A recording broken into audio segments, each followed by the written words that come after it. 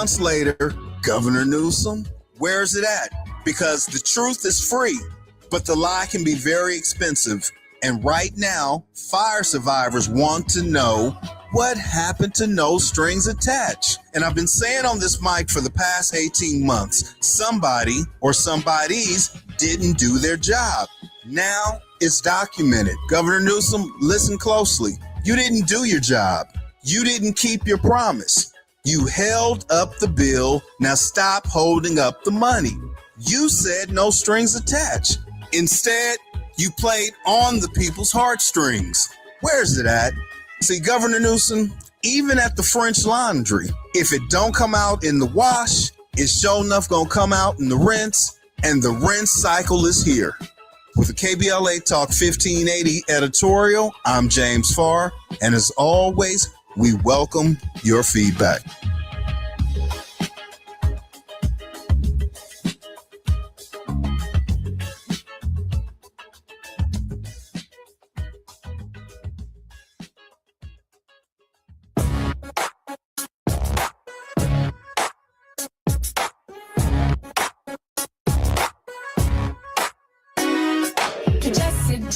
Jackson Jr. Show.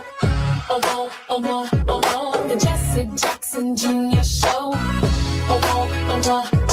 The Jesse Jackson Jr. Show. The Jesse Jackson Jr. Show. Come on and talk with me. Come on and listen to me. Come on and talk with me. Come on and listen to me. KBLA, Talk 1580, download the app. I'm Jesse Jackson Jr. Welcome forward to the Jesse Jackson Jr. Show on KBLA Talk 1580. It's Thought-Provoking Thursdays on the Jesse Jackson Jr. Show. And our regular contributor in the first hour is Atiba, former Deputy Executive Director for the National Black Caucus of State Legislators, Strategic Alliance Consultant, and President of Party Politics US. He's presently leading an effort across this country to encourage people to understand that midterms effing matter. Atiba, welcome forward to the Jesse Jackson Jr. Show and Thought-Provoking Thursday. Conversation with Atiba. Jesse, it's great to be with you. Another Thursday. Love having these conversations with you. Brother, I sure appreciate it. Why don't we start with the Knicks? What's your big takeaway? Oh my gosh. I feel like there's so much to unpack with that game. Last night, I'm not going to lie, I went to sleep at halftime. I thought the Knicks were out of it. There was no way that I thought the Knicks were going to come back. But you know what? I think that it's a lesson, one that, but it was the old saying they used to say, it ain't over till the fat lady sings. And she wasn't singing. I love the energy, and I love the fact that you have so many people, not just in MSG, but outside of MSG. We don't know what their political affiliation. We know their different ethnicities and nationalities, and they're all pointing and watching that amazing game last night.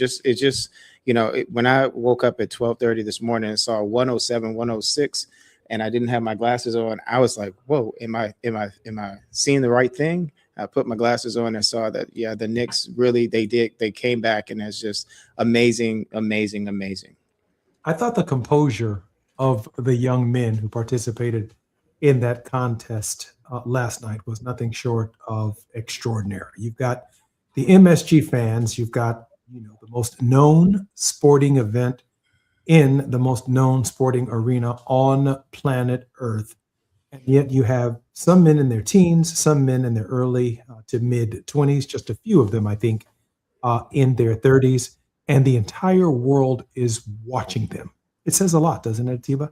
It says so much, and I'm glad you said that, because I'll be here's me being honest again. I was getting a little disgruntled with, or not as excited about watching basketball as I have in the past, because it felt like there wasn't the same hunger from the players. These players are proving that that hunger is still there. They are fighting, and for whatever you want to say about how San Antonio lost, why San Antonio lost. They're giving it everything that they have, and they're on the biggest stage in the world right now, playing right on the week that the World Cup is starting. It's teenagers, 20s, all of it. It's really exciting to watch. I'm very excited, and I'm very excited to see not just how this finals goes, but the rest of how their careers are going to go from here. Atiba, wouldn't you agree that the fans really are the sixth man in a home game?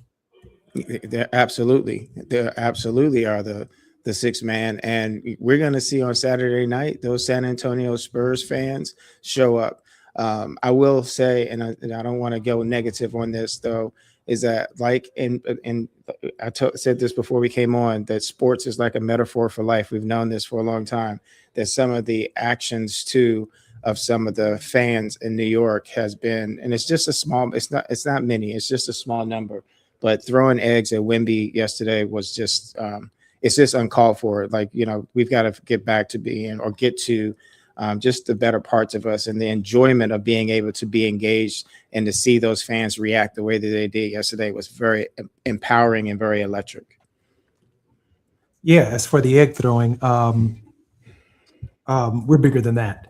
but I can share with you that just a couple of days before, they had a unique opportunity. In fact, a rare opportunity to throw eggs at the president of the United States, and they chose I'm not glad to do they it. didn't. I'm Jesse glad they Jackson didn't. Jr. You're listening to the Jesse Jackson Jr. Show and our conversation with the team. More when we come forward right here on KBLA Talk 1580.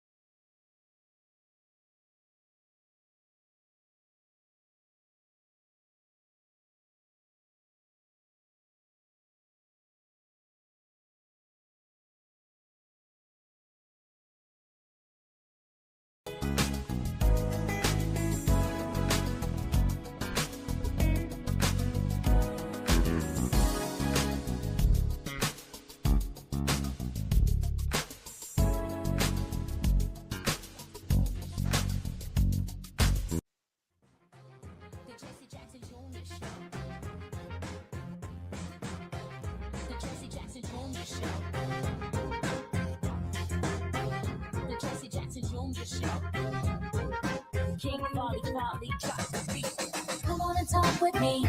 Come on and listen to me. Come on and talk with me. Come on and listen to me. KBLA Talk 1580. Download the app.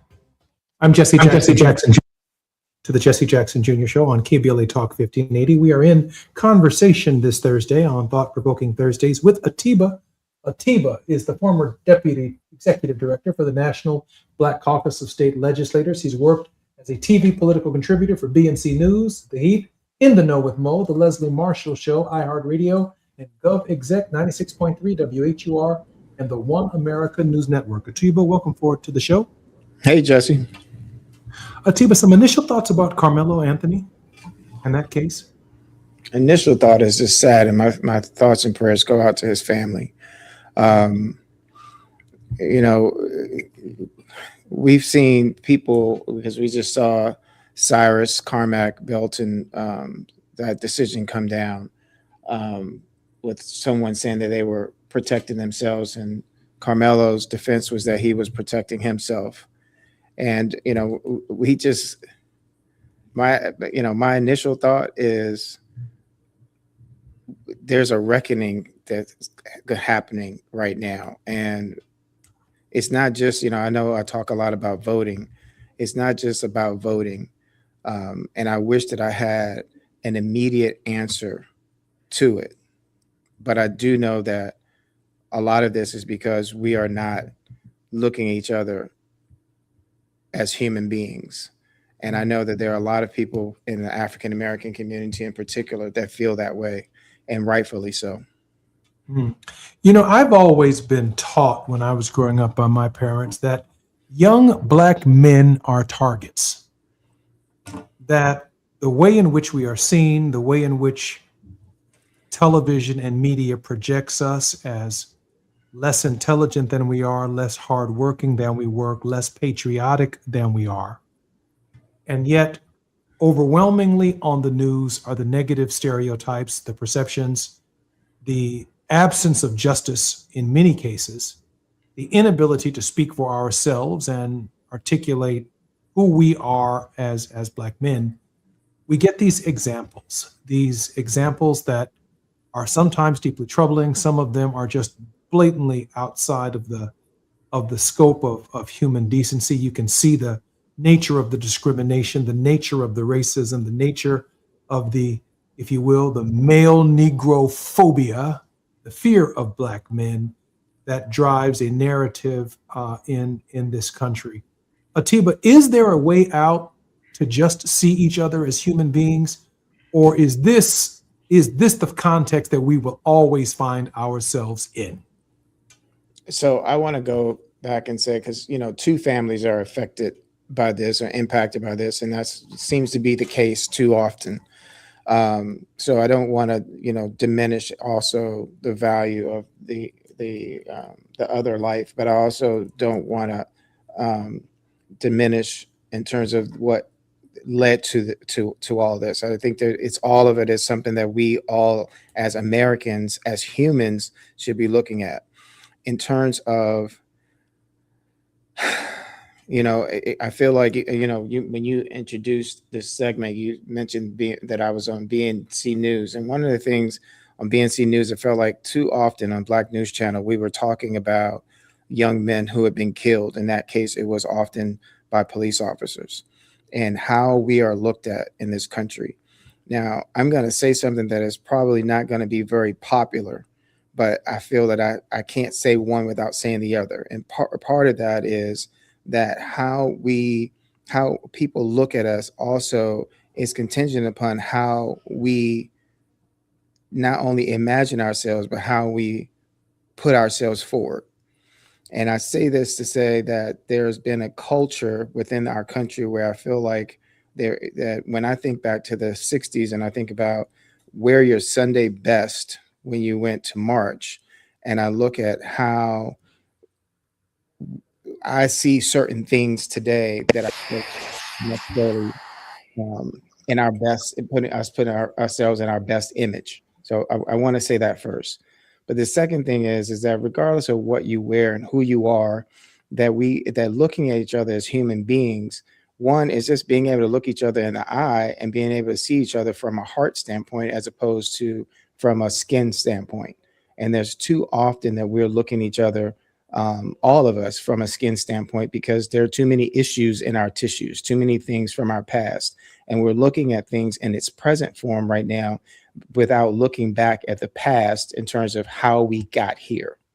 That's why, Jesse, week in and week out, I'm asking and I'm saying, when we talk about voting and we're talking about the redistricting issues, that we have to look back to the past and remember and see how we got here, because too often we can point the finger, but often we're not looking back at ourselves, at our own reflection, and wondering, did I do something to get us here? And I know that in a large part that there is a culture, there is a caste system in this country that has placed us in a certain place. And too often, I feel like we are inserting and putting ourselves there ourselves because we continue to harp so much on our blackness that we don't focus more enough on our human beingness and about what it is to being human. And I know that's a lot to kind of try to unpack, but I just think that there are other things too that we all have to be looking at ourselves and looking at, why did they look at the president of the United States and Barack Obama and his family living in the plantation house, which is the president's house? Why do they look at him so way? Because they looked at him in a way that they had a hard time seeing his humanity, because he didn't look like the way that they want us to be portrayed, and the way that often in culture, what have you, we are seen. I want to juxtapose that against the first segment where we talked about the Knicks, because on the one hand, the nation is celebrating us. It's celebrating the excellence, resilience, the perseverance of both the New York Knicks and the San Antonio Spurs. And of course, these teams are largely dominated by our children. Now, I'm 61 years old, so I can look at a 20-year-old man and say, our children, and I mean it, because that's essentially who they are. But then on the other hand, when we move beyond the sports page or beyond the celebratory moment of professional basketball, the politics of the celebratory moment are not as celebrated as the moments when there seems to be these ethical, these moral, these collapses that the criminal justice system often portrays as the images of who we are. We're just as much as Knicks and Spurs as we are anything else. And again, I am not pointing the finger or making judgment one way or the other about the young brothers who are and their families who are experiencing the tragedy. I'm only making the point that America has a duality when it comes to us. One minute they're cheering us. I'm sitting here looking at Marissa Hargitay on the bench. And at courtside in the basketball game, enjoying Law and Order and SVU every single night. And I saw some funny posts on social media saying, why don't they just go upstairs and arrest the president? A special victims unit should go. He's sitting right there. Go get him, I did not see that. I did not see that. And her co-star was sitting with her. It's like, come on, guys, put the bracelets on them. Anyway, right. With that said, how we are portrayed, requires a consciousness. Atiba, you talk about that consciousness, how we carry ourselves, and exactly how we already know what the society is going to say about us if we find ourselves in any kind of controversy or running afoul of the law. Yeah, and it's funny, and thank you for I'm so glad we started off talking about the Knicks, because it's such a great story. But let's also think about, we've always been celebrated when we are entertaining. Yeah, it's okay when we're the entertainers, when we're entertaining. It's when those players step outside of that and speak to what's happening in the culture, what's happening in the country, what's happening to people that then people say, oh, that's not your place. Your place is entertainment. So, it's or sports. And so, we saw that with Colin Kaepernick, simply taking a knee, just to say like, hey, stop, see us, see me. And so, but I look at we've talked a few weeks ago, and I talked about an instance or something that happened when I was in Washington, D.C. And then we've heard about what's going on in Chicago and other places around the country. And the reality is that within, whether or not it's not just portrayed because the media the media is part of it. The media does create this. I don't know if you call it an echo chamber, but shines a light on the things that are happening within our inner cities. But not enough of us are, I think, talking about how do we figure out how to stop some of what's going on within these cities. Because one of the things that's really tearing in my heart is these teen takeovers. And that's this, and I don't want you or anyone to think that, hey, I'm laying the blame on us, because there's been Plymouth Rock landed on us. But at the same time, it's how through faith, how through struggle, how through what we saw the Knicks do last night of not giving up to get that win, how are we pushing and staying together and locking arms together like we did walking across the Edmund Pettus Bridge to get voting rights? How are we reinstituting and going back to that type of idea of being one and being together, as opposed to the individualism that this country creates, where it's me, but the country is stronger when we're talking about not just the Black community, the Hispanic community, the white community, the Asian community. The country is stronger when we're talking about we, and that when we are together, then we as a country are stronger. And I just want to just highlight something, because this week, just reading through some things, it's just really interesting when you look at this racial construct in America, how and why it was deliberately constructed to justify the enslavement of Africans and the displacement of Native American people by uniting a fractured European class. And this goes back to the 1600s. So what I like to do and try to say is, how are we going back and seeing how we got here, and not just pointing the finger, but figuring out how do we get out of it and how do we solve it? And I don't think we can solve it without going back and looking at how we got here. It's Thought-Provoking Thursdays. We're going to go back with the Tebow when we come forward. I'm Jesse Jackson Jr., listening to the Jesse Jackson Jr. Show on KBLA Talk 1580. More when we come forward. It's afternoon drive time with Jesse Jackson Jr. Only on KBLA Talk 1580.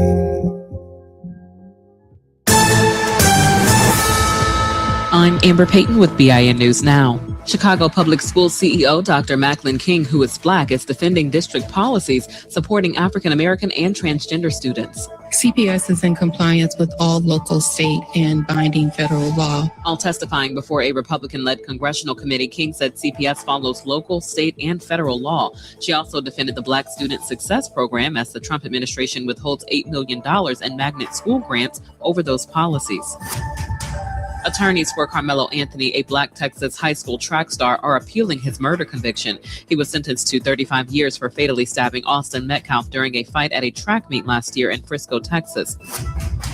No charges will be filed against Chris Brown's security guard after he fired an air gun outside of the singer's home in California. The May 1st incident happened during an altercation with a woman outside of Brown's home. Get BIN News Now on demand 24/7 on the iHeartRadio app. Wild Rivers is now open daily with over 25 slides and attractions for thrill seekers and lazy river chillers. Visit wildrivers.com for great values on season passes and daily tickets. That's wildrivers.com. Wild Rivers, where there's sun and fun for everyone. This is the KBLA Sports Minute with Ray Richardson. A 29-point comeback Wednesday night at Madison Square Garden put the New York Knicks in the NBA record book. The comeback also put the Knicks one win away from their first NBA championship since 1973. A dramatic tip-in by OG Anunoby with 1.2 seconds left in the fourth quarter gave the Knicks a 107-106 victory over the San Antonio Spurs in Game 4 of the NBA Finals. Anunoby is the new hero in New York City with a game-high 33 points. The Knicks have a 3-1 lead in the best of 7. They can win the title with a victory in Game 5 Saturday in San Antonio. The Knicks were down by 27 at halftime and by 29 early in the third quarter. Erasing a 29-point deficit is the largest comeback in NBA Finals history. The previous record was a 24-point comeback by the Boston Celtics when they battled back against the Lakers in the 2008 NBA Finals. No debates, no speculation, just the info you need. That's your KBLA Sports Minute. I'm Ray Richardson on KBLA Talk 1580. Where the overlooked become unmissable, this is KBLA Talk 1580. We've got a lot to talk about. I'm Reverend Gerald, the life coach. Is someone you love struggling with addiction and mental illness? Is improving your family's health important? Want to leave a legacy that your family can grow? Are you ready to enhance your perception of life experiences? Then wake up weekends at 7 a.m. with Urban Family Focus and get the wisdom, opportunity, resources, and motivation to live your best life. Join the conversation on Urban Family Focus Saturday and Sunday at 7 a.m. Unapologetically progressive. KBLA Talk 1580. We've got your black.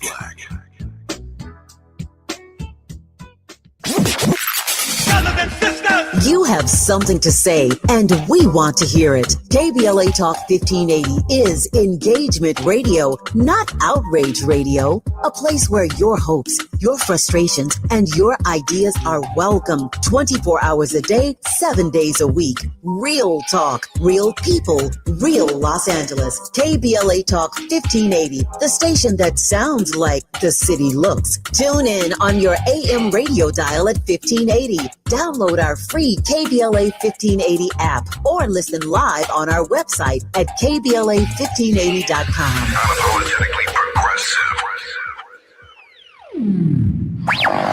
All I need is one mic. With a KBLA Talk 1580 editorial, I'm Tavis Smiley. We continue our look at what is happening and what is not happening along the Destination Crenshaw corridor. Last time we talked about the promises made to this community. Today we talk about the reality on the ground, and it is not pretty. Let's start with something as basic as a visit to the vet. Customers of the local veterinary clinic right next door to this studio are forced to park blocks away and carry their sick and injured animals through conditions that no pet owner or sick animal should have to endure. Why? Because the construction has blocked access to the vet's parking lot for years now. The vet is losing clients, the vet is losing revenue, and frankly, who can blame these customers for not coming back? This is but one example of a small Black-owned business being quietly strangled, and nobody at City Hall seems to notice or care. And the conditions along this corridor, they are not just an eyesore, they are a health hazard. Unsanitary conditions and repeated health code violations are doing exactly what you would expect, inviting vermin into our neighborhood. Rodents, pests, the kind of infestation that does not stay in one place. It spreads into homes, into restaurants, into our daily lives for years now. Then there is this. The houseless are finding refuge in the construction cubbyholes and unfinished spaces left wide open along this project. These are precious human beings, to be sure, in desperate situations. But this is also a safety and liability crisis that the city created and has yet to address for years now. In our prior editorial, trying to save some space for Grace, we did not call his name.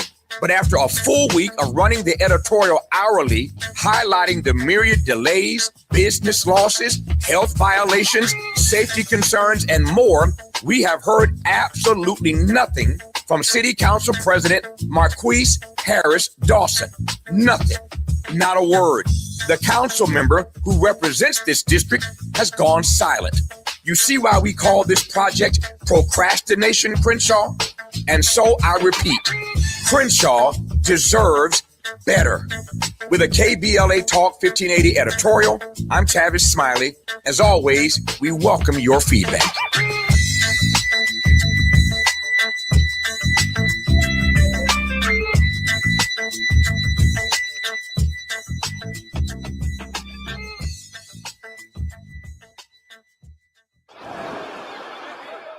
Hear that? That's the sound of your life. Perfectly imperfect. Beating in rhythm to the world you've created. But every time you drive after drinking, music gets drowned out. Your life sounds pretty great. Don't let a buzz ruin it. Buzz driving is drunk driving. Don't drive buzzed. A message from NHTSA and the Ad Council. You're listening to Jesse Jackson Jr. on KBLA Talk 1580. The Jesse Jackson Jr. Show. The Jesse Jackson Jr. Show. The Jesse Jackson Jr. Show. The Jesse Jackson Jr. Show. King Volley, drop the beat. Come on and talk with me. Come on and listen to me. Come on and talk with me. Come on and listen to me. KBLA Talk 1580. Download the app. It's Thought Provoking Thursdays on the Jesse Jackson Jr. Show. I'm Jesse Jackson Jr. You are listening to Thought Provoking Thursdays and our conversation with Atiba on KBLA Talk 1580. Atiba, how are you, brother? I'm good, Jesse. Good to be here. Atiba, in the last segment, in order to come forward, you said that we first have to look and or go backwards. Atiba, help us understand your thinking in this space. Sure. If it don't mind, I want to share Carter G. Woodson's a quote from Miseducation of the Negro. He says, "If you can control a man's thinking, you do not have to worry about his action. When you determine what a man shall think, you do not have to concern yourself with what he will do. If you make a man feel that he is inferior, you do not have to compel him to accept an inferior status, for he will seek it for himself. If you make a man think that he is unjustly an outcast, you do not have to order him to the back door. He will go without being told, and if there is no back door, his very nature will demand one." I use this when I think about, a lot of the things that are going on and how often, the last few shows we've been talking about what's happening in the South and what's happening with redistricting. We're talking about, all these different things that keep happening. And while many of us can see and that we didn't bring this on, but what we have done is become so possessive in terms of the idea that we have a Black community, but we want to be recognized as Black Americans, not just as an American. And I'd say that because it's not just about, for me personally, wanting to be recognized as American. It's me thinking about my ancestors working in the fields and believing that they weren't seeking to be a free Black person. They were looking just to be a free human being. And so when I said in one of the earlier segments that within this country that there is a caste system that we're living in, and within that caste system, that if you look back to the 1600s, to slavery then in the colonies, that those people who were working in the 1600s were not recognized by race. They were recognized by their religion or their nationality. And that was until there was a rebellion. And you may recall Bacon's Rebellion. And I mention this because I want to go back to where poor indentured Europeans and enslaved Africans, slaves, revolted together against wealthy Virginia landowners who then realized the danger of a united working class. Now, if you bring that forward and you look at all these different things that are going on within our culture, within our American society today, and how they are breaking us apart, and how in some ways we are doing the breaking for them, as opposed to looking at how all of us are impacted and affected by gas prices, high grocery prices, etc. But when we're looking at these different issues, Carmelo, Anthony, Cyrus, I don't want to keep looking at and keep saying that, oh, this is an issue where you're killing a Black kid. No, this is an issue where you're killing a human being. This is an issue where you've killed an American. This is an issue where you're saying that we're something less than. And in some ways, I feel like maybe subconsciously we're putting ourselves in that category, as opposed to demanding that you see us not as a Black person. I'm demanding that you see me as a human being, the same way that you want me to look at you as a human being, because in some of their actions, what they're doing is not human at all. Well, please know that I respect that. But in the same sentence, I have to say, well, good luck with that.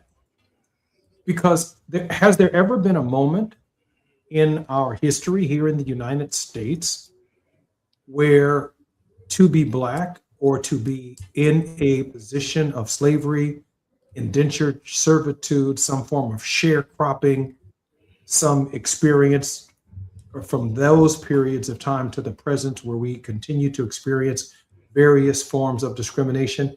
Has there ever been a moment when we have not been American? When we have not defined what it means to be an American in its truest sense? Have we not, and are we not as a people responsible for the definition of democracy? Certainly not on July 4th, 1776, but certainly by July 4th, 2026, we have had and made a contribution to this country that has made it far more democratic than the founding fathers ever could have conceived. It doesn't mean that that conception is not fragile, but it certainly means that we have participated. I can't find the moment, Atiba, where Negro in America hasn't been more American simply by his and her struggle to make this country live up to the true meaning of her creed. It is fragile, just like the democracy is fragile. Just like, when we talk about how, we are lamenting about how these districts became redrawn, but we're not looking back, in my opinion, at how we got here. And we got here because, in part, we took our right to vote for granted. And some of that taking it for granted, it was because those people that we elected who made promises didn't fulfill their promises. I just saw today that the Democrats are now getting split yet again on what should be the national message. Should the national message be about affordability? Should the national message be one about the promise of voting rights? And I'm going to say to Dems right now, if you don't figure out how to have a united message that does not just speak to one party, to one community, you have to have a message that's going to speak to the whole country. And the whole country right now is impacted by inflation. The whole country, whether or not you're a farmer or you're someone living in urban Chicago or in Washington, D.C. or New York City, all of us are impacted by these high costs. If we start going into like these other things, then you will lose this election again, and you will lose it because it will fracture the country the same way that living in Florida, I saw the commercials that were painted against the former vice president, painting her about talking about sexual orientation and transgender rights, as opposed to a message that was unifying around the whole country. First, first you got to get the power in order to be able to make the changes you want. And in order to do that, we have to figure out how we're going to be more unifying. And I want voting rights. I want laws that protect our young people, to protect all of us in terms of police officers. And I want laws that protect the police officers. But what I want is for us to figure out how we're going to do that. And it is much harder to do that when you're talking about the whole, as opposed to just talking about the part. We're having our conversation with Atiba right here at KBLA on Thought Provoking Thursday. More when we come forward on KBLA Talk 1580. While you're stuck in traffic, we can at least bring you up to speed on the news of the day. You're listening to Jesse Jackson Jr. only on KBLA Talk 1580.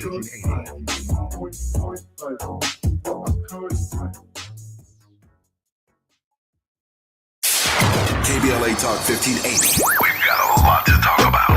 KBLA Talk 1580, connecting you with services and solutions The Michael's Daughter Foundation is dedicated to inspiring youth and resilience through storytelling, arts, filmmaking, and enrichment programs for youth and families in under-resourced communities and system-impacted individuals. The Michael's Daughter Foundation is a 501c3 nonprofit providing free and low-cost arts programs to youth and families from under-resourced communities, both system-impacted youth and those affected by the incarceration of a loved one. 1 in 43 children in America have a parent incarcerated. 70% of those children are expected to end up in prison. Through filmmaking, animation, theater, and writing, they help young people express themselves, build confidence, and imagine new possibilities. Beyond the arts, they offer financial literacy workshops, emergency support, and scholarships. Because thriving takes more than talent, it takes access. To learn more about the impact of Michael Daughters Foundation and how you can be a part of the movement, please visit their website, michaelsdaughterfoundation.com. This is a community call to action from KBLA Talk 1580. When you turn to the Employment Development Department, we'll help you get there. Whether it's support for you and your family while you find a new job, or the resources to focus on your recovery after illness or injury, we can help you move forward. From support while you bond with your newborn, to helping serve your family while your partner serves our country. Your EDD. We'll help you get there. For more information, visit edd.ca.gov. Going to a World Cup match in LA this summer? Ditch the parking stress and ride Metro. With direct service from across LA County, it's the easy way to get there for just $1.75 each way. KBLA Talk 1580. We've got a lot to talk about. Tired of being locked out of job opportunities and shut down by systemic racism? KBLA Talk 1580 stands with you in fighting for the rights of black workers, and we don't black down. The Los Angeles Black Workers Center is a dynamic alliance of workers, organized labor, community-based organizations, clergy, students, and scholars working collectively to improve the position of the black working class. The LA Black Workers Center takes a comprehensive approach to addressing the black jobs crisis. Their programs promote access to quality jobs, racial equity in hiring and retention, discrimination-free job sites, and they prepare black workers for employment in high-wage career track jobs. The LA Black Workers Center supports workers who need help protecting their rights on the job. They give workers access to quality jobs and remove systemic barriers to employment. And they are advocating for a fair deal for black workers in the new Los Angeles City Charter. To sign up for free career readiness training, get involved in organizing, or learn about union apprenticeship programs and trade registries, please visit lablackworkercenter.org. That's lablackworkercenter.org. Together, we can beat the black jobs crisis and build a more equitable Los Angeles. This is a community call to action from KBLA Talk 1580.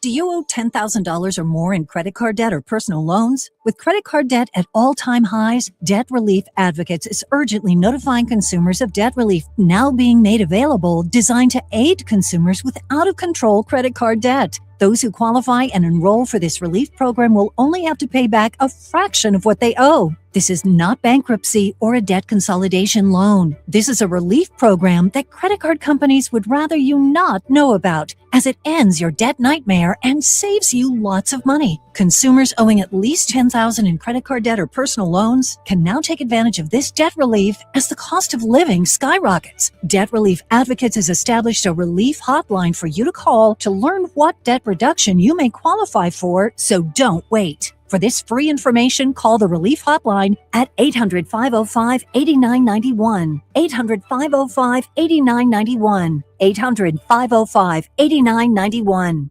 KBLA Talk 1580. We've got a lot to talk about. KBLA Talk 1580, connecting you with services and solutions. At the heart of the Al Wooten Center's mission for good citizenship and academic excellence is a desire to ensure that every student avoids the kind of lifestyle and overcomes the kinds of challenges that led to the murder of Al Wooten Jr. In 1990, founder Myrtle Faye Rumpf opened the center in honor of her son's life. In 2026, they are serving more than 300 students in grades 3 through 12 annually online and on site at their youth center and other sites in the South LA area. The Al Wooten Jr. Youth Center takes a neighborhood approach to the revitalization and empowerment of a community in crisis. The Wooten Center provides free after-school and summer programs to help students in grades 3 through 12 attain grade-level proficiency and promotion, high school graduation, and college and career access and success. The Al Wooten Center focuses on academics, STEM, the arts, and so much more. Join them for an enriching experience that sparks creativity and nurtures young minds. Tap in at WootenCenter.org. That's WootenCenter.org. This is a community call to action from KBLA Talk 1580. Now back to more of Jesse Jackson Jr. on KBLA Talk 1580. The Jesse Jackson Jr. Show. The Jesse Jackson Jr. Show. The Jesse Jackson Jr. Show. The Jesse Jackson Jr. Show. King Volley, drop the beat. Come on and talk with me. Come on and listen to me. Come on and talk with me. Come on and listen to me. KBLA Talk 1580. I'm Jesse Jackson Jr. Welcome forward to the Jesse Jackson Jr. Show. It's Thought-Provoking Thursdays on the Jesse Jackson Jr. Show. In the next hour, we'll be in the World House with Johnny Mack. Today, we will be discussing United Nations Resolution ARES 8250, spearheaded by Ghana. It officially recognizes the transatlantic slave trade and racialized chattel slavery as the gravest crime against humanity. It acts as a vital foundation for global reparatory justice, driving discussions on formal apologies, artifact restitution, and compensation for people of African descent. You're not going to want to miss the next conversation, beginning in about 10 minutes right here on KBLA Talk 1580. Atiba, welcome forward to the Jesse Jackson Jr. Show and our conversation with Atiba. Let me ask you this question as we prepare to close out this show at this hour.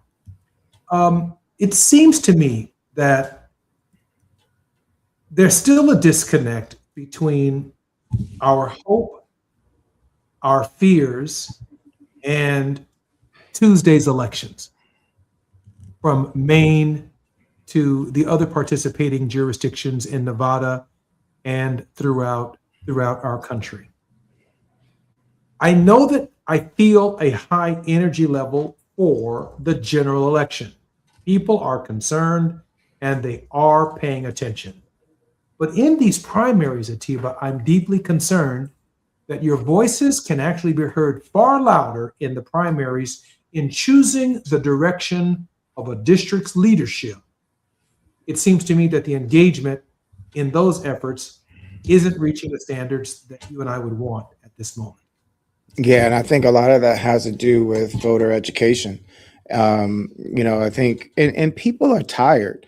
Within the political sphere today, there's so much about, text messaging, money, not enough about message. And people right now are concerned about the cost of things. That's just the bottom line. That things are just way more expensive than they should be, and they already were expensive. But I don't think that people recognize or see that their police chiefs are determined by and often by who their mayors are, or that these local elections have a great deal of impact on their school districts and school funding. Even in terms of healthcare. So, there's just a lot, I think, that that's not happening. And within the primary system right now, personally, I would love to see it go away. Personally, I would love to see, if you're going to run for office, just let everybody run against each other, and who has the best message and can relate to the most people, then, hopefully they're the ones who get the most votes. It's just too convoluted at this stage. And I think that the average person right now is just tired, and they're tired of all the bickering, and they want to hear somebody who's going to give them some hope. I profoundly respect that. I do know, having experienced it myself 9 times and 17 years elected to Congress, and the one campaign that I recently lost on March 17th, that in order to project the message, it is directly tied to the money. It's money media, and message. Not necessarily in that order. I mean, the reason for running is my message. How I deliver that message, either by mailbox or by email or by text or by television or by radio or by Facebook or by Instagram, Instacart, whatever the mediums are, it all costs, Atiba. And so I think you're right. There is no doubt. What is the convincing and penetrating message, and how do we get it there is directly what is in front of us and this country and this electorate. Atiba, your thoughts, a word of hope. Yeah, thank you. And Jesse, thank you for the opportunity to have this discussion today. And, you know, I talked a lot about Black, and I just really want us to recognize that my idea, my thought, my mindset about the word Black is that Black represents faith. And that people, we are putting our faiths in the wrong things. And this country has become so materialized that we're not looking at God enough, in my opinion, my estimation, that we're looking at ourselves and we're looking at what someone else is doing to us, and we're not looking at enough in terms of God, and maybe in terms of the context of why is it that we've had to go through so much that God hasn't put anything on our shoulders that we can't deal with, and that together we can deal with it better, stronger. We can get out of this faster. But recognizing that, as I've used Carter G. Woodson's quote before, it was to make this point that maybe in some ways we continue to embody something using this word Black, as opposed to focusing it off of us and putting it, the fact that our faith should be in God, and that the things and the struggles that we've gotten out of in this country have been because we focused on God. And that when we are taking things and saying Black movies and Black music and Black business, I know one of the reasons I get so upset about is that when I was a registered Republican, I was called a Black Republican. And as a Muslim, I've heard terms say like Black Muslim. And ultimately, I'm just a human being. And I want for others the same thing that I want for myself. And that my heart is so open that I'm willing to say some of these things that may not be necessarily popular, because I just feel like insanity is doing the same thing over and over again and expecting a different result. And I think that in 2008, and you were part of that, Jesse, that us electing the first African-American president of the United States was not an accident, and it happened because we came together. And that just like this virus that we had a few years ago that put us inside, and then George Floyd killing brought us back outside, that all of us have to figure out how we're going to come together and be a sea of people, as opposed to just being a community of one people. And that all together, I believe that the hope is that we will, as your father used to say, not only keep hope alive, but bring hope to life. I appreciate you, Tiba, and I want you to understand and appreciate that we not only appreciate you, we respect your diversity of opinion right here at KBLA Talk 1580. We understand that our community is not a monolith, but we have people who give thought in other perspectives and other directions and other angles. Particularly grateful for your participation and our regular conversation. More on KBLA Talk 1580 will be in the World House with Johnny Mack when we come forward. KBLA 1580 Santa Monica. I'm Amber Payton with BIN News Now. Chicago Public Schools CEO Dr. Macklin King, who is Black, is defending district policies supporting African American and transgender students. CPS is in compliance with all local, state, and binding federal law. While testifying before a Republican-led congressional committee, King said CPS follows local, state, and federal law. She also defended the Black Student Success Program as the Trump administration withholds $8 million in magnet school grants over those policies. Attorneys for Carmelo Anthony, a Black Texas high school track star, are appealing his murder conviction. He was sentenced to 35 years for fatally stabbing Austin Metcalf during a fight at a track meet last year in Frisco, Texas. No charges will be filed against Chris Brown's security guard after he fired an air gun outside of the singer's home in California. The May 1st incident happened during an altercation with a woman outside of Brown's home. Get BIN News Now on demand 24/7 on the iHeartRadio app. Wild Rivers is now open daily with over 25 slides and attractions for thrill seekers and lazy river chillers. Visit wildrivers.com for great values on season passes and daily tickets. That's wildrivers.com. Wild Rivers, where there's sun and fun for everyone. This is the KBLA Sports Minute with Ray Richardson. A 29-point comeback Wednesday night at Madison Square Garden put the New York Knicks in the NBA record book. The comeback also put the Knicks one win away from their first NBA championship since 1973. A dramatic tip-in by OG Anunoby with 1.2 seconds left in the fourth quarter gave the Knicks a 107-106 victory over the San Antonio Spurs in Game 4 of the NBA Finals. Anunoby is the new hero in New York City with a game-high 33 points. The Knicks have a 3-1 lead in the best of 7. They can win the title with the victory in Game 5 Saturday in San Antonio. The Knicks were down by 27 at halftime and by 29 early in the third quarter. Erasing a 29-point deficit is the largest comeback in NBA Finals history. The previous record was a 24-point comeback by the Boston Celtics when they battled back against the Lakers in the 2008 NBA Finals. No debates, no speculation, just the info you need.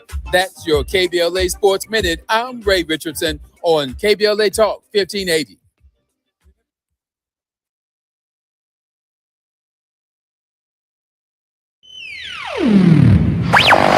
All I need is one mic. With the KBLA Talk 1580 editorial, I'm James Farr. $2.5 billion. Governor Gavin Newsom said it was there for fire survivors in Altadena and the Palisades. No strings attached. That was the promise.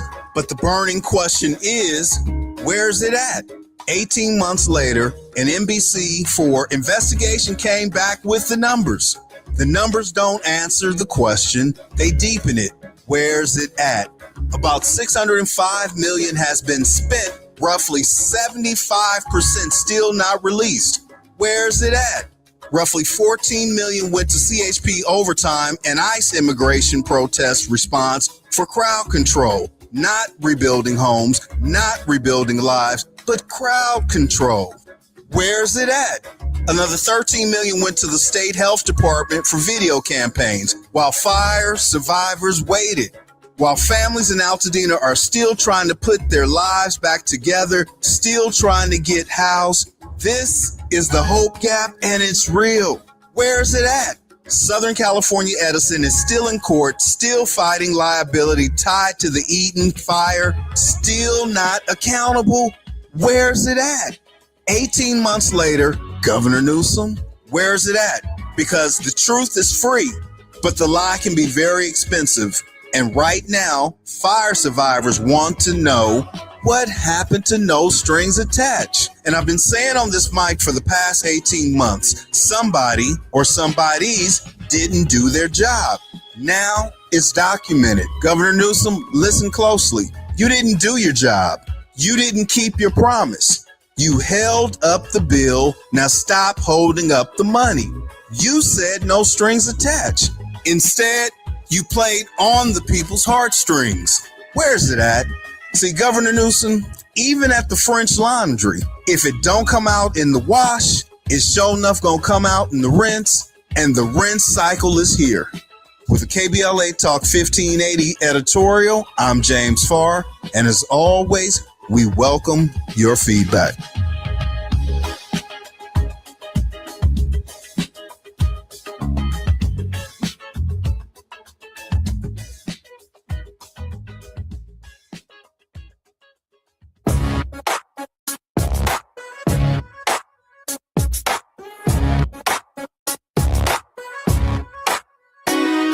The Jesse Jackson Jr. Show.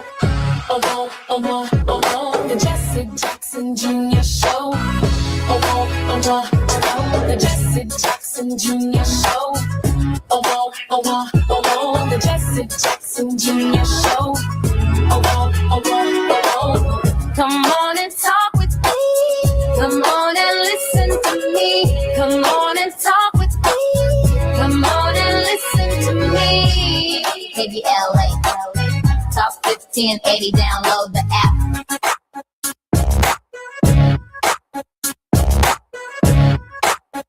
United Nations Resolutions ARES-AD 250, spearheaded by Ghana, officially recognizes the transatlantic slave trade and racialized chattel slavery as the greatest crime against humanity. It acts as a vital foundation for global reparatory justice, driving discussions on formal apologies, artifact restitution, and compensation for people of African descent. Understanding and implementing the resolution vis-a-vis recognition, restitution, and reconstruction requires shifting focus to specific actionable frameworks.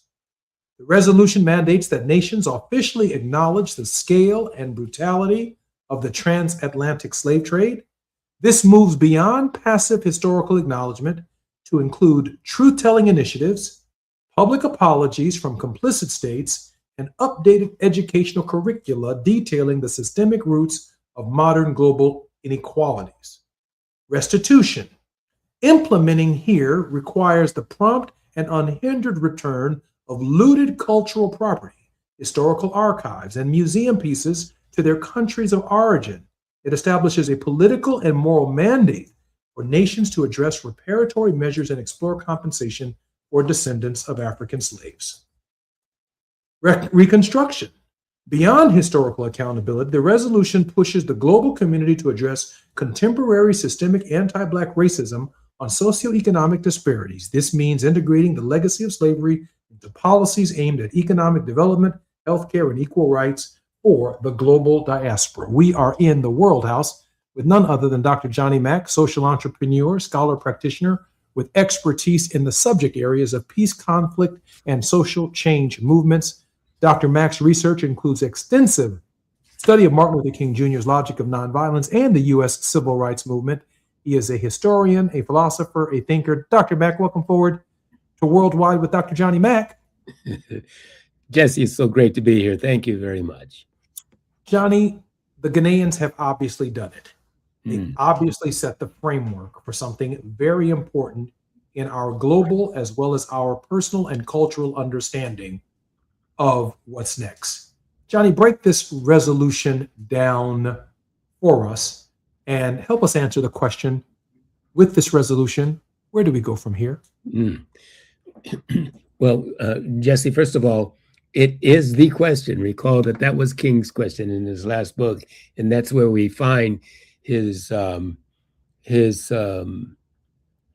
discussion of the World House. So it's perfect for our conversation. This resolution that Ghana successfully tabled and managed to champion it passing as a UN resolution sets forth, as the resolution states once and for all, a recognition of the enslavement of Africans.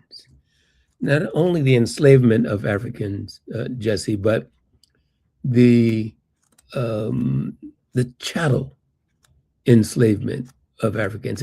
It's one thing to be a slave, but being a slave does not necessarily mean that you are chattel. That is, that you are property owned by another human being. And so slavery is still in effect in various places around the world. But chattel slavery, not. Chattel slavery was a phenomenon specifically of that time of transatlantic slave trade. And so the resolution, somewhat controversially, as some would argue, recognizes the enslavement of Africans and chattel slavery to be the greatest crime against humanity in all of human history. And so the resolution does several things as you read it. It requires and these are key words, Jesse, it requires restitution. It requires reparations. It requires reconstruction. And I'll add another R, a fourth R. It requires recognition. So we recognize the problem. We then bring restitution and reparations, and then ultimately reconstruction. I'm Jesse Jackson Jr. We're in the World House with Dr. Johnny Mack. More on a very important resolution that the country of Ghana championed at the United Nations, establishing a global framework for justice for those who have been enslaved and victims of chattel slavery. More when we come forward right here on KBLA Talk 1580.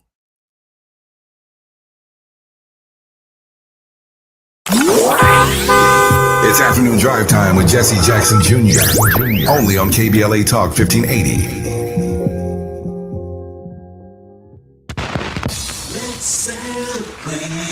Y'all did it! Loving each other, needing each other. Hey, Los Angeles, KBLA Talk 1580 is turning 5, and we're celebrating in a big way. Oh my God! Join us Friday, June 19th, Juneteenth, 4 to 7 p.m. at the Beehive for our 5th anniversary bash and Juneteenth celebration. We're talking surprise celebrity guests, a special presentation, and a major announcement you will not want to miss. I can't wait to hear it. Plus, live music, dancing, games, and enough food and drink to keep the party going. Yeah, that's what I'm talking about. Of course, you're welcome to bring your own picnic basket, blanket, and lawn chair. And the best part, it's completely free.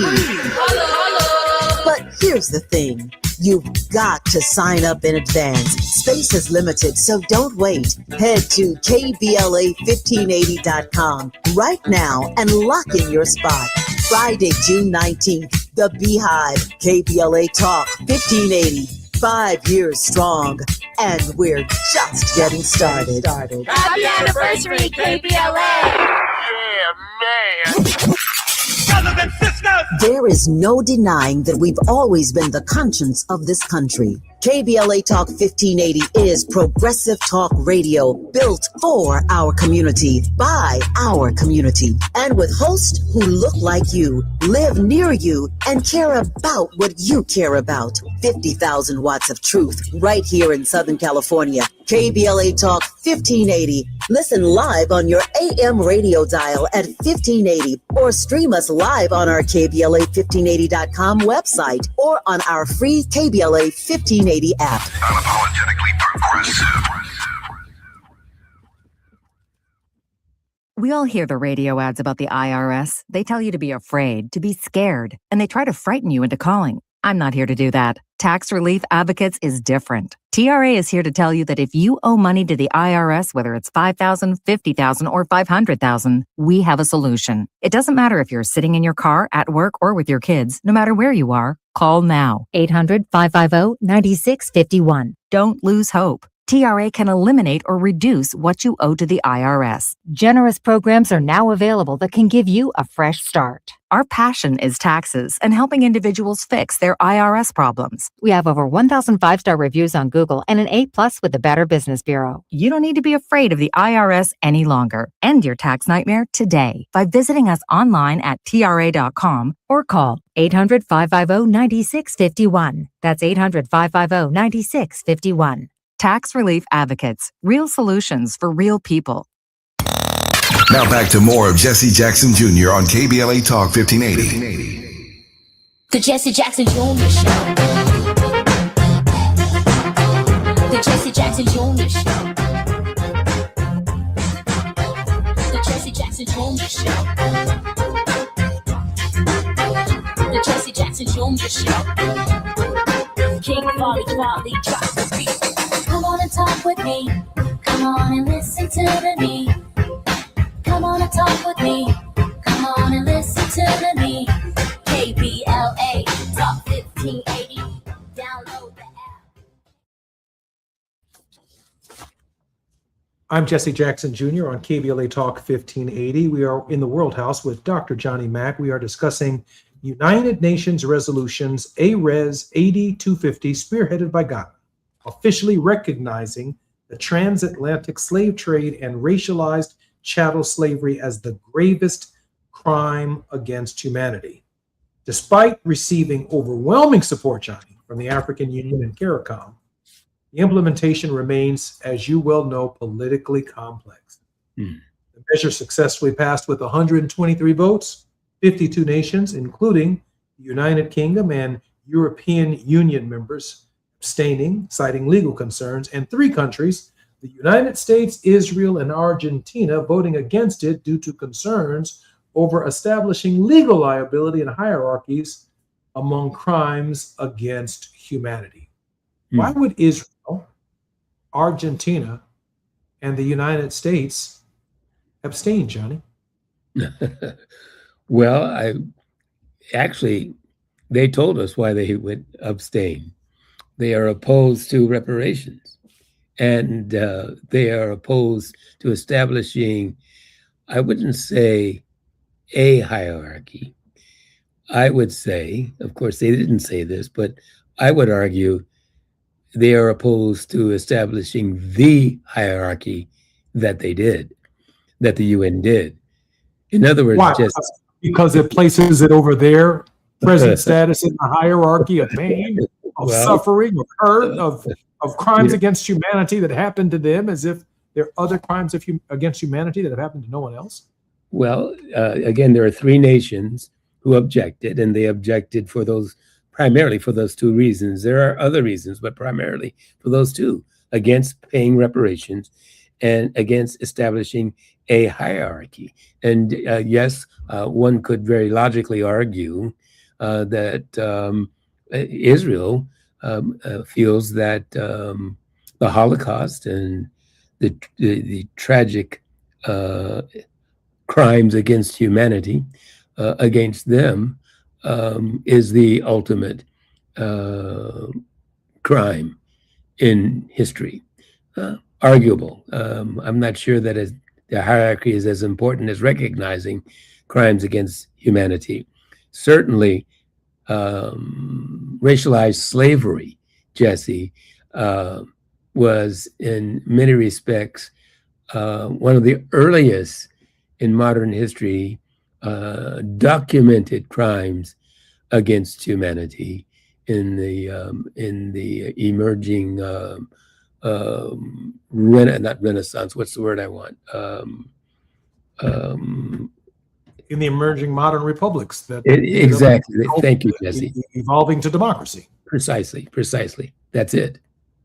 Now, I think it's also arguable, Jesse, when you think about it, Argentina had no such crime against its state, against its people. And so to answer your question, what would be their objection? Well, one, of course, is reparations. But it's also aligning, I would argue, with the United States. That is, Argentina wants to be in the favor of the current administration, in my judgment. And so as goes the United States, it seems, as goes Argentina on this important issue. I also think Argentina was a safe haven post-World War II for Nazis. Indeed it was. And so, the idea that you could commit some of these grave crimes against humanity, more specifically the Jewish people, and then when the Nuremberg trials begin, when the founding of Israel and the Israeli state, as well as other countries in the world who seek reparatory damage for what happened to the Jewish people, you would find an underground railroad of Nazis going to Argentina. That's right. Who set up shop, were not prosecuted, did not pay their debts to society, accumulated land, wealth, opportunity, and maintained their ideological identification with Nazi Germany. Johnny, let me ask you this question. It's a UN resolution. Beyond it being a moral document, are there any parts of the resolution that are enforceable? Well, Jesse, is there anything at all enforceable in any UN resolution? And if so, by whom? The UN was not designed, it's not a nation state, and nation states have sovereignty. What makes the UN work is something called comity, the ability and the commitment of nation states to come together as a global body and work in comity among those who are members of the nation of the UN to create a more just and peaceful world. And so that is the force behind implementing not only this, but any UN resolution.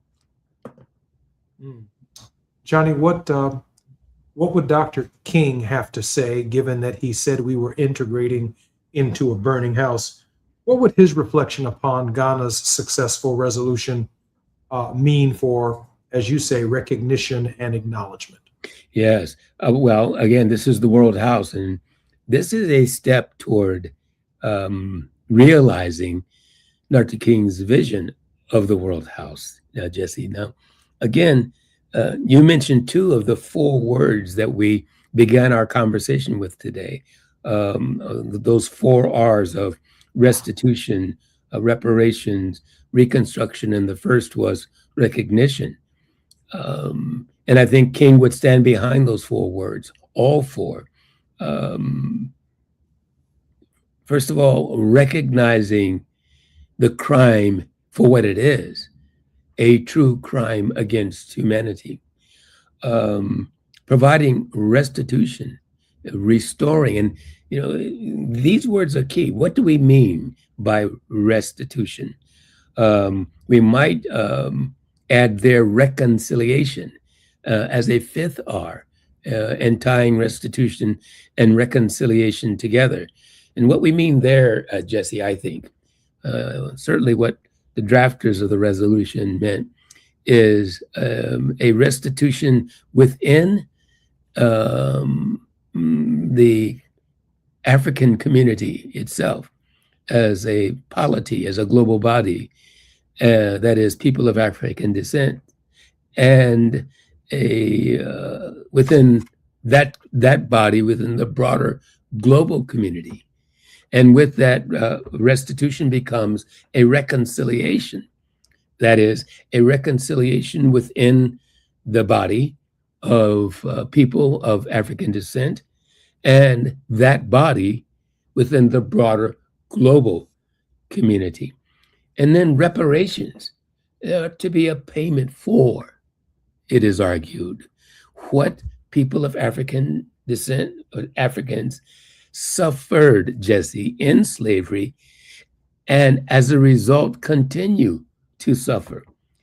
And they continue to suffer in at least 2 ways. One is the results of slavery presented benefits and burdens to the global community, where some continue to benefit from that slavery, while others continue to be burdened by that slavery. And then the second element is a more structural, institutional framework. And Jesse, this is key in what most people miss. I'm sorry to be so long-winded on this, but the question is so important. It's one thing to provide a payment for, but Jesse, how do you really quantify the suffering that people of African descent have endured as a result of racialized chattel slavery? How do you put a price on it? In my opinion, in my mind, it's immeasurable, but just being rhetorical. Go ahead, Johnny. But then there is the issue of where do we find this continuing and ongoing suffering? Not a chosen trauma, as Vamek Vulcan would call it, that is suffering out of memory. Again, suffering out of memory as a chosen suffering. I choose as a person of African descent to live that suffering over the 400 years of disenfranchisement and marginalization of African peoples. But then, Jesse, there's the present structural impediments to full participation in the global social order that Africans and people of African descent continue to suffer in present time. And that is another form of slavery. You know, let me share with you an interim step, because I gave this some thought when I wrote in 2001 the book, A More Perfect Union, Advancing New American Rights, and updated it in 2019. In that book, I argue not only for reparations, but I argue for it in a non-traditional form, at least initially. In America, the American slave might be the first slave in human history whose slavery was tied to constitutional government. That is, it was sanctioned by the people. And therefore, we the people have an obligation to an enhanced and increased understanding educationally of what the crime actually is. And the model that I use is when you take off from New York and you fly to San Antonio, or you fly from San Antonio to New York, you land on a runway. That's what the Spurs and what the Knicks have been doing for the last week, with a reasonable expectation that even though we're on both sides of the New York Knicks and the San Antonio Spurs, there's reasonable assurance that both teams will land on runways that have the same standard to get the players to and from the games as they do millions of customers safely.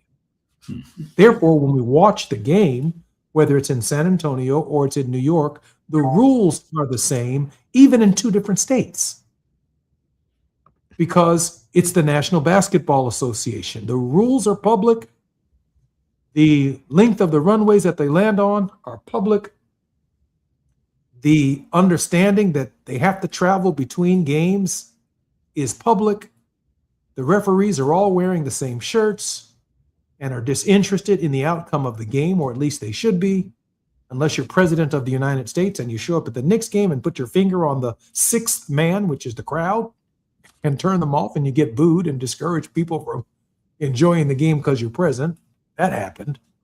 The reality is, Johnny, the first round of reparations is to make sure that every American in constitutional government understand the nature of the sin, the wrong, and the nature of the crime.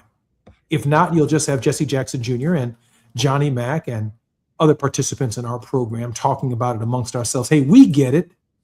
But I was walking through a small town in Virginia not long ago, outside of Dinwiddie and in Sutherland, Virginia, down catching some bass fish. And let me tell you, I had to wade through a sea of Donald Trump signs, trailer parks, just to get to this one little old bass location. And from the moment I stepped into the little bait shop and the white folks started looking at me like, Negro, you must be some kind of lost, I was saying to myself, in the 2026, we simply aren't on the same page. Their public schools are not the same as the ones that I attended or the private schools that I attended. They're not the same. They don't know the nature of the sin. And until every single American is on the same page, we can't agree on the remedy. So in constitutional slavery, the remedy comes from what? Let us first pass the 13th Amendment. Let us next pass equal protection of the law's citizenship rights. Let us next get the right to vote. And let's at least be on the same page in the Reconstruction Amendments, things that the nation cannot go back on. And let's discuss things that we need today. The right to health care, the right to a clean, safe, and sustainable environment, the right to decent, safe, and affordable housing. Hey, even the brothers and sisters that I met in Chesden, Virginia, can agree with me. I'm Jesse Jackson Jr., listening to the Jesse Jackson Jr. Show. We are discussing a very important resolution that has been brought to our attention by Dr. Johnny Mack, the Ghanaian resolution to recognize slavery as one of the great crimes of human history. More on KBLA Talk 1580 in the World House when we come forward. It's afternoon drive time with Jesse Jackson Jr. Only on KBLA Talk 1580.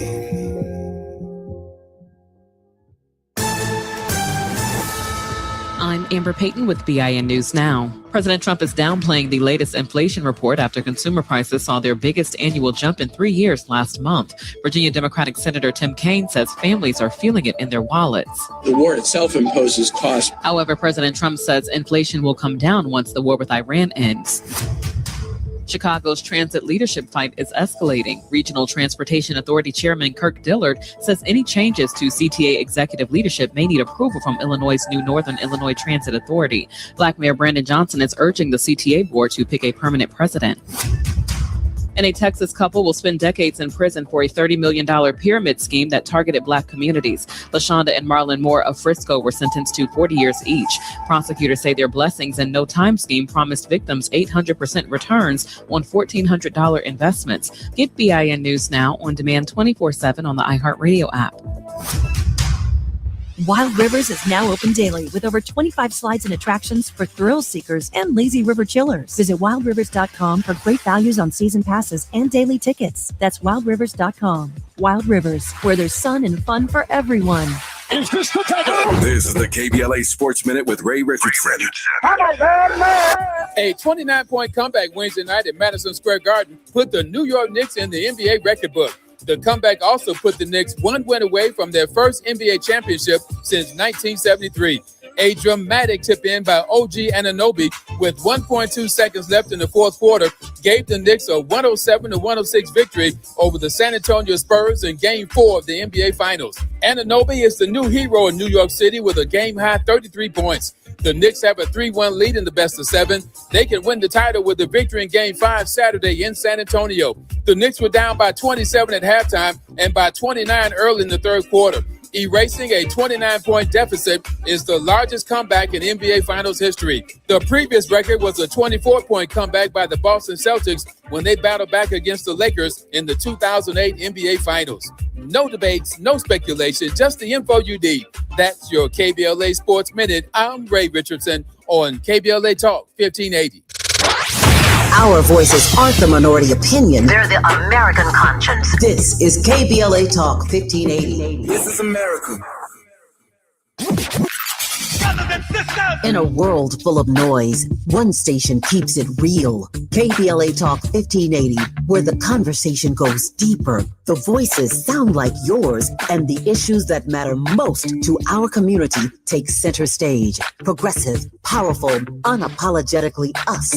Whether you're driving through the city or tuning in from your home or office, join the public square. KBLA Talk 1580, your home for talk that enlightens, encourages, and empowers. Listen live on our free KBLA 1580 app, on our website at KBLA1580.com, or on your radio dial at 1580 AM. Unapologetically progressive. Indeed presents hires you can't afford to get wrong, like nuclear reactor safety expert. I disabled the backup cooling system. It was making such an annoying noise. You heard it, right? It was like, We're on a countdown to core failure. And you're saying we don't want that? This is a job for sponsored jobs. This is what happens when you don't sponsor your job on Indeed. Next time, get matched with quality candidates with Indeed sponsored jobs.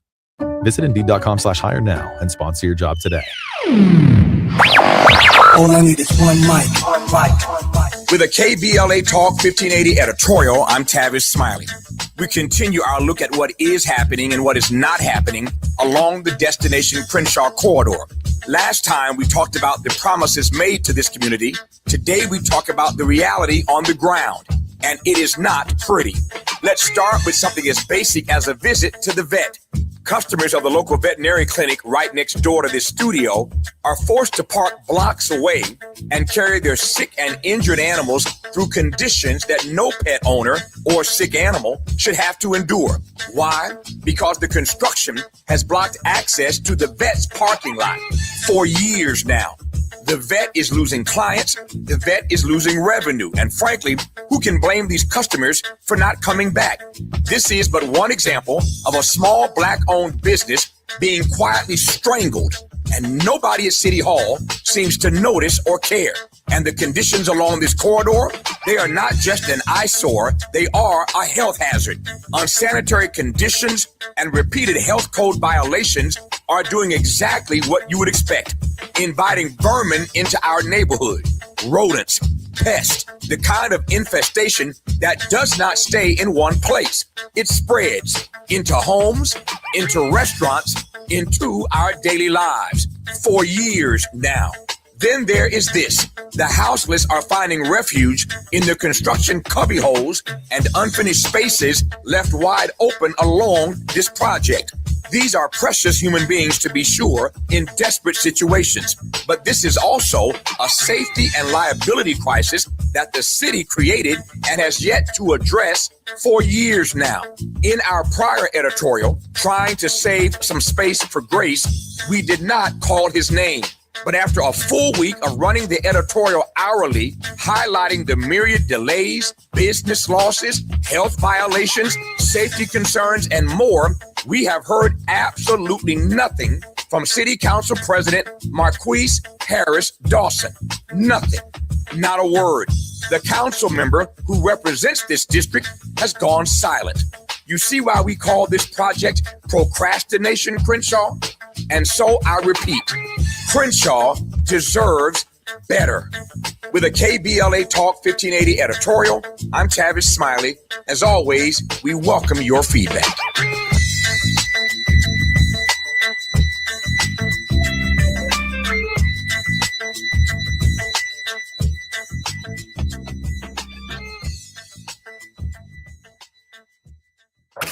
You're listening to Jesse Jackson Jr. on KBLA Talk 1580. The Jesse Jackson Jr. Show. The Jesse Jackson Jr. Show. The Jesse Jackson Jr. Show. The Jesse Jackson Jr. Show. King Volley drops the beat. Come on and talk with me. Come on and listen to the need. Come on and talk with me. Come on and listen to the need. KBLA Talk 1580. Download the app. I'm Jesse Jackson Jr. Welcome forward to the final half hour of the Jesse Jackson Jr. Show on KBLA Talk 1580. Dr. Johnny Mack has traveled extensively throughout the Americas, Africa, Asia, Europe, and the Middle East, working in the fields of peace, development, conflict, and nonviolent social change. His seminal work, After Confrontation, Then What?, challenges the putative logic of nonviolent social change theory and practice. Particularly, he rearticulates nonviolence beyond the traditional understanding of nonviolent struggle as principally nonviolent resistance. Dr. Mack, welcome forward to the Jesse Jackson Jr. Show. Good to be here, Jesse. Thank you. Dr. Mack, I do have a question that I'd like to ask you about why Ghana? Why Ghana? Because of its historic relationship and the struggle against independence. We'll come to that in just a moment. But just before we do that, I'd like to hear how we can support your work. Well, thank you, Jesse. Listeners can support our work at the World House Project by simply keying in those 4 words, .org, which is our website, theworldhouseproject.org. And once there, the listeners can learn much more about our work, and they can also click on that button that says donate and make a tax-deductible donation to our work. Thank you for asking. Let me encourage all of our listeners to do just that. Johnny, why Ghana? Well, one way of answering is why not Ghana? But Ghana was the port of transport, if you will, of slaves. And the Osu, I believe is how you pronounce it, port where slaves were harbored and transported to the United States, the Caribbean, and other parts of the world. And so it is there that that the trade began, in so many words, and it is there in so many words, with this conference that will be held next week, where it can ultimately begin the process. I won't say it can end, but where we can ultimately begin the process of ending slavery and its consequences.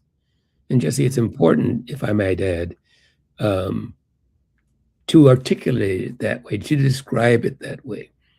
The vestiges, the consequences of slavery remain with us in so many different ways. And until we fully understand, which is why that word recognition is so important, until we fully understand the depth and breadth and even the longevity of slavery, then we can't fully remedy a 6R, its consequences on people of African descent. Johnny, recently you returned from Cuba, and there's a lot of saber rattling going on in the United States with respect to Cuba. But this diasporatic initiative by the Ghanaians reaches the Caribbean, it reaches South Americans, and it reaches not just Americans who might have found themselves on the shores of what would become the United States, but found themselves as Afro-Colombians, Afro-Caribbeans, Afro-Argentinians, Afro-Mexicans, and yes, Afro-Cubans. Johnny? Well, I think the point you're making there is that, of course, the slave trade dispersed Africans throughout the Western Hemisphere. And we see them from Canada down throughout South America, and particularly in the Caribbean, whichever you prefer, its consequences, its impact, and Cuba and Haiti, arguably, are two of the most significant countries for different reasons, particularly Haiti.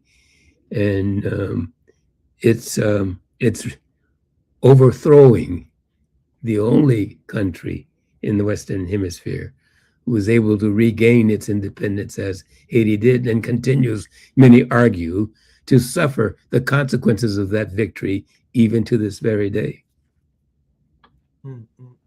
Johnny, I am particularly amazed and particularly impressed with what the Ghanaians have done by bringing this to our consciousness.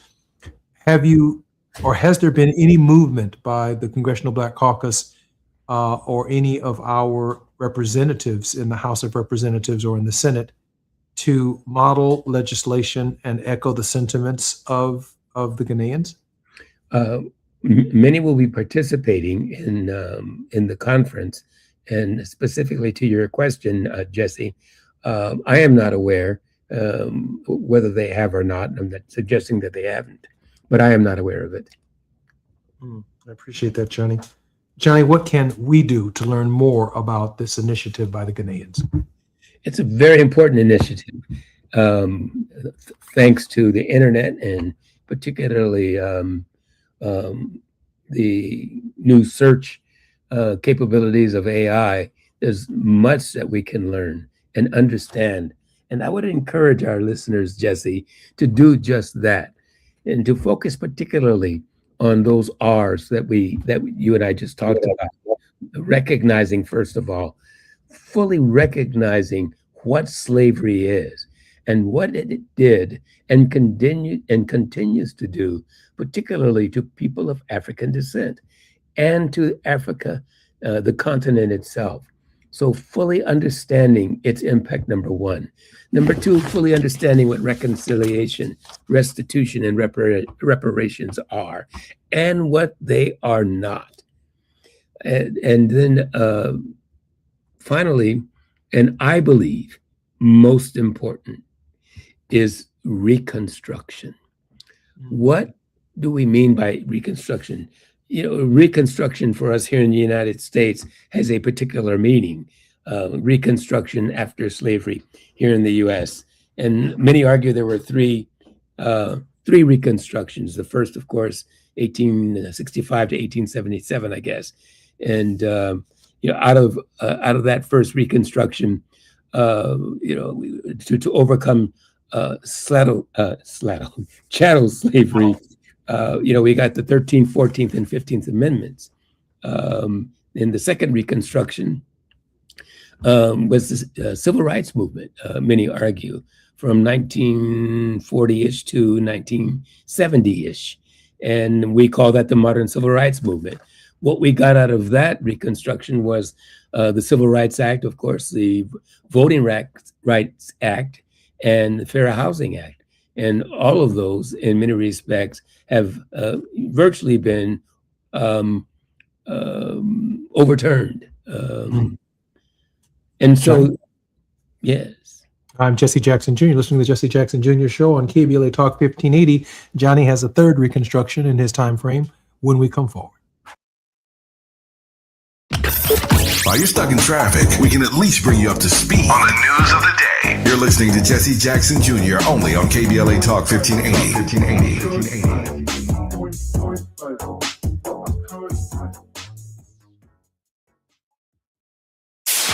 KBLA Talk 1580. We've got a lot to talk about.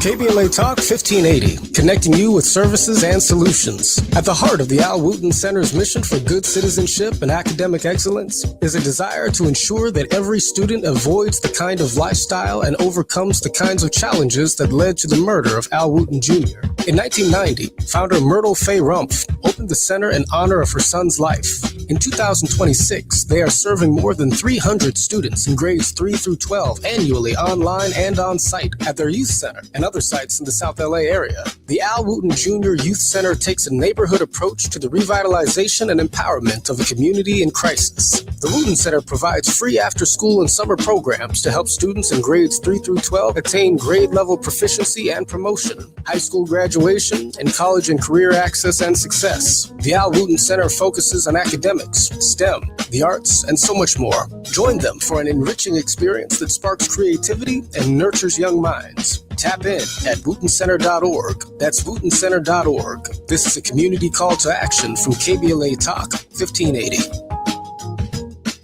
LADWP customers get rebates up to $1,500 when you install a qualified electric vehicle charger at your home. It's like having a gas station in your garage. Get extra savings when you combine LADWP rebates with federal tax credits on chargers installed before June 30th. Visit ladwp.com/EV today and start saving. That's ladwp.com/EV.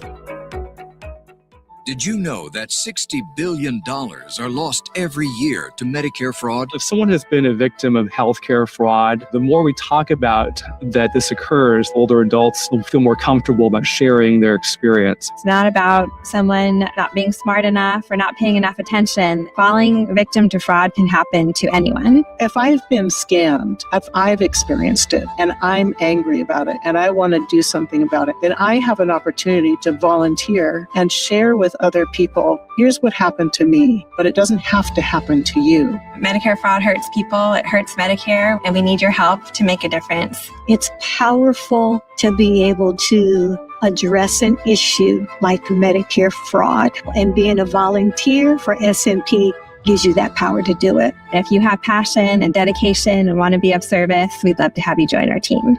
For more information or to volunteer, visit CaliforniaSMP.org. Is reviewing life insurance on your to-do list? Now's the perfect time to add it. A friend recently told me that securing life insurance sooner rather than later can help you lock in lower rates for years to come. So I bumped this up on my list and got it done. I called SelectQuote and couldn't believe how easy and affordable life insurance is. I'm 40 and got a $500,000 policy for $16 a month. My husband's also 40 and his $500,000 policy was only $18 a month. Plus, with SelectQuote's same-day coverage, there was no medical exam required, and we were covered by the time we hung up. Knowing I have this checked off my list feels amazing, but the peace of mind knowing my family is protected feels even better. Call SelectQuote at 1-800-729-7070. That's 1-800-729-7070 or go to selectquote.com to get your free quote today. That's 1-800-729-7070. Details on example rate at selectquote.com. KBLA Talk 1580. We've got a lot to talk about. KBLA Talk 1580, connecting you with services and solutions. Created with a share of the 1984 Olympic Games surplus, LA 84 began operations in 1985 as a grant-making and educational foundation. Today, the LA 84 Foundation supports hundreds of nonprofit youth sports organizations throughout Southern California annually, trains coaches, commissions research, convenes conferences, and maintains the world's premier Olympic and sports library collection. They are transforming lives and communities through the power of youth sports. To find out about youth sports programs for yourself or your child, and to get information about the grants and support they offer to schools and nonprofits, or if you want to make a donation, please visit la84.org. That's la84.org. Or you can call them at 323-730-4600. This is a community call to action from KBLA Talk 1580. Now back to more of Jesse Jackson Jr. on KBLA Talk 1580. The Jesse Jackson Jr. Show. The Jesse Jackson Jr. Show. The Jesse Jackson Jr. Show. The Jesse Jackson Jr. Show. King Quality drop the beat. Come on and talk with me. Come on and listen to me. Come on and talk with me. Come on and listen to me. KBLA drop 1580. Download the app. Tomorrow will be Fat Meat Fridays on the Jesse Jackson Jr. Show right here on KBLA Talk 1580 with our creator, none other than the incomparable Miss Gina Towns. She is an amazing creator, amazing personality, and I'm very much looking forward to our conversation. And I should share with you that the Jesse Jackson Jr. Show has been in Richmond, Virginia since Monday. And as soon as this show is over with Dr. Johnny Mack, the Jesse Jackson Jr. Show with Gina Towns will also be driving all the way back to Chicago. That's 13 straight hours. So when you hear us live tomorrow, it will be because we covered almost half, or at least from our perspective, of the nation. I'm Jesse Jackson Jr., the Jesse Jackson Jr. Show, and Dr. Johnny Mack. Johnny, what should we be looking forward to in the not too distant future against the timeline that you were saying? And you mentioned a third Reconstruction. I did indeed, Jesse. I'll quickly remind our listeners that the first Reconstruction was against chattel slavery, 1865 to 1877. Second Reconstruction, basically the modern civil rights movement from about 1940 to about 1970. The third Reconstruction, arguably, we are in that Reconstruction as we speak, right about 2008. Second Reconstruction was against Jim Crow. Let's summarize it that way. The Reconstruction we're in now seeks to remedy the last vestiges of slavery, and we can call that systemic and structural racism. What we have to look forward to and what we must work toward is eliminating and doing the very thing King called for, eliminating structural systemic racism by restructuring the social edifice through a revolution of values. That is why it's so important to your last question, Jesse, of what should we know and what can we do? We should fully understand what slavery is, what it has done, and what it is still doing, not only to we, people of African descent, but to the entire globe. And we must find ways to restructure the social edifice, to infuse this revolution of values. And Jesse, that's what the third Reconstruction is all about. It is about coming together as a people, uniting with other peoples of the world as one human family in the World House to construct that world house as a just and peaceful place to live. Johnny, that's, I can't think of more hopeful words than the ones that you've just attempted to express. And we are going to make room, of course, at the end of our show for you to offer your word of hope.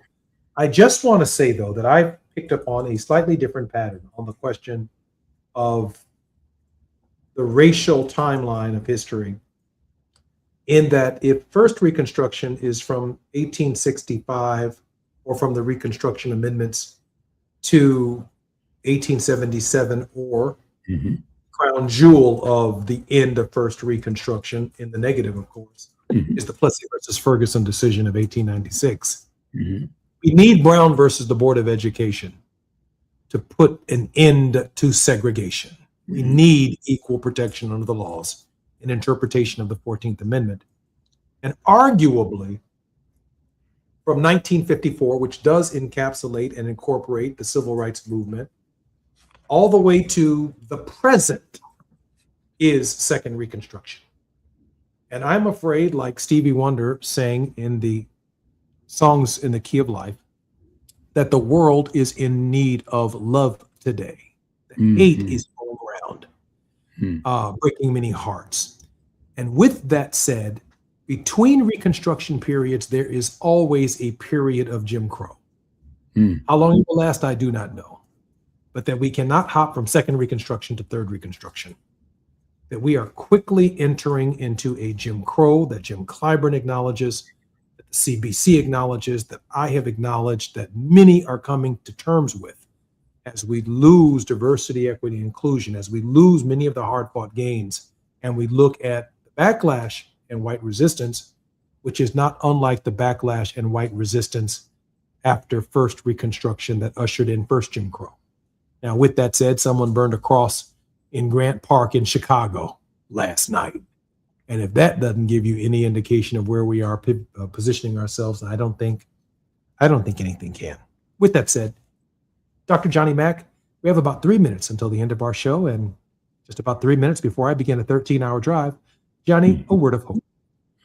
Well, I'm really delighted to talk about this word of hope, Jesse, because despite notwithstanding what we've said about slavery and what people of African descent have endured, there is some hope in the passing of this resolution.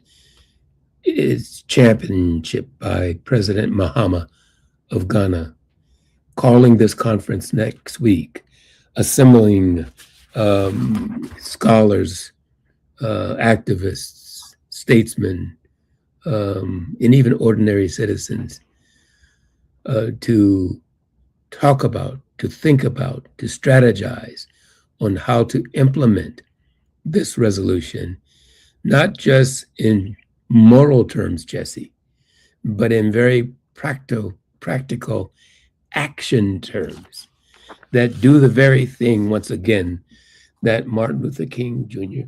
called for. If we're really going to eradicate slavery from the face of the earth, that will be a process. It won't be an act. And that process will not come from politics. It will not come from business. It will come from the people of the earth. People, ordinary citizens like you and me. And therein lies my hope. I love you, Johnny, and there's nothing you can do about it. Ditto. I look forward to seeing you next week. More on the Jesse Jackson Jr. Show, more on KBLA Talk 1580 when we come forward. Until then, I'll see you tomorrow morning or tomorrow afternoon on Fat Meat Fridays. KBLA 1580 Santa Monica.